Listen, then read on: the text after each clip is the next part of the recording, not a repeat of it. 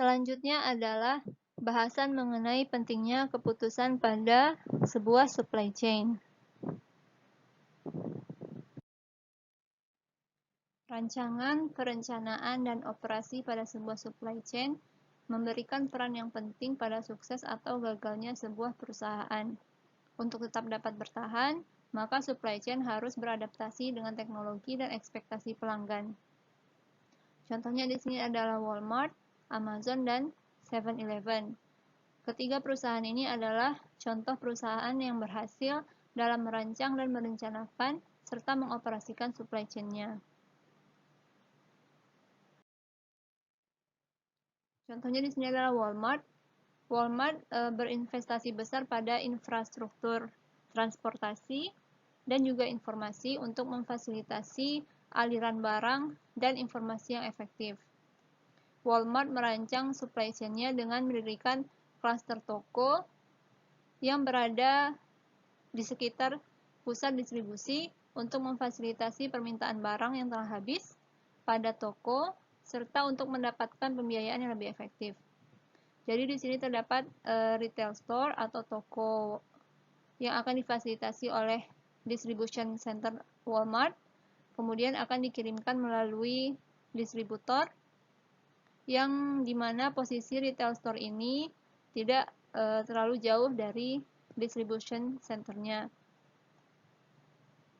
Permintaan barang yang telah habis memungkinkan toko atau retail store ini untuk mencocokkan penawaran dan permintaan lebih efektif daripada pesaing.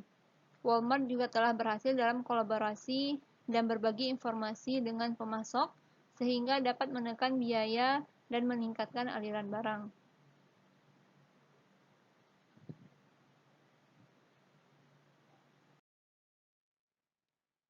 Kegagalan banyak juga terjadi pada bisnis online seperti Webvan dan Kozmo yang dapat dikaitkan dengan ketidakmampuan mereka dalam merancang rantai pasokan atau supply chain yang tepat untuk mengelola pasokan secara efektif.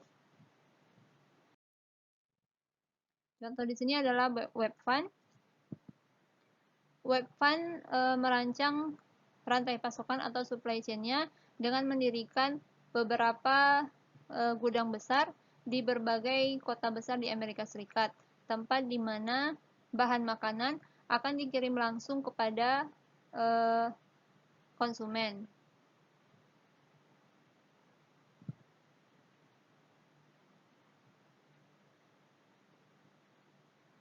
Desain supply chain ini tidak dapat bersaing dengan rantai pasokan supermarket tradisional di mana terutama dalam hal biaya. Jaringan supermarket tradisional membawa produk mereka ke dalam supermarket yang dekat dengan konsumen dengan menggunakan distributor atau truk.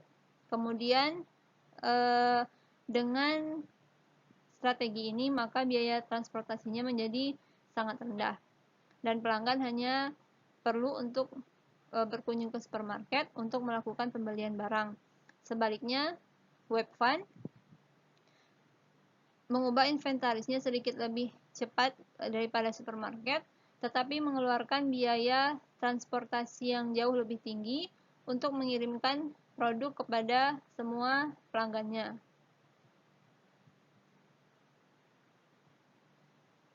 Serta juga didapatkan biaya tenaga kerja yang lebih tinggi untuk mengambil pesanan pelanggan, sehingga hanya beberapa tahun setelah berdiri, perusahaan ini kemudian bangkrut.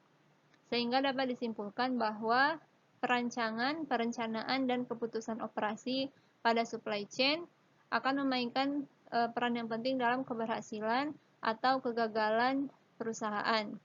Sehingga untuk dapat tetap kompetitif, maka rantai pasokan atau supply chain harus beradaptasi dengan perubahan teknologi dan harapan pelanggan.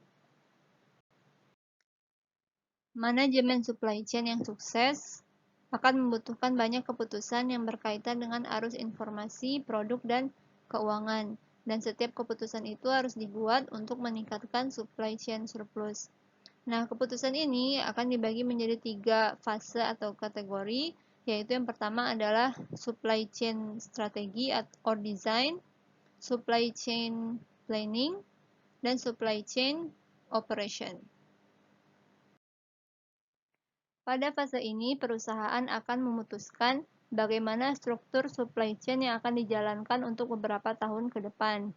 Fase ini memutuskan bagaimana sumber daya akan dialokasikan dan proses setiap tahapan seperti apa yang akan dijalankan. Strategi lain yang akan diputuskan adalah apakah akan melakukan outsource atau melakukan proses tertentu oleh perusahaan sendiri. Kemudian, yang ditentukan lainnya adalah menentukan lokasi dan juga kapasitas produksi, fasilitas gudang, dan produk yang akan dibuat dan disimpan pada berbagai lokasi, jenis transportasi yang akan disediakan, serta jenis sistem informasi yang akan digunakan. Semua keputusan ini tentu saja harus sejalan dengan tujuan perusahaan dan meningkatkan supply chain surplus. Yang kedua adalah supply chain planning atau perencanaan. Nah, tujuan dari perencanaan ini adalah untuk memaksimalkan supply chain surplus.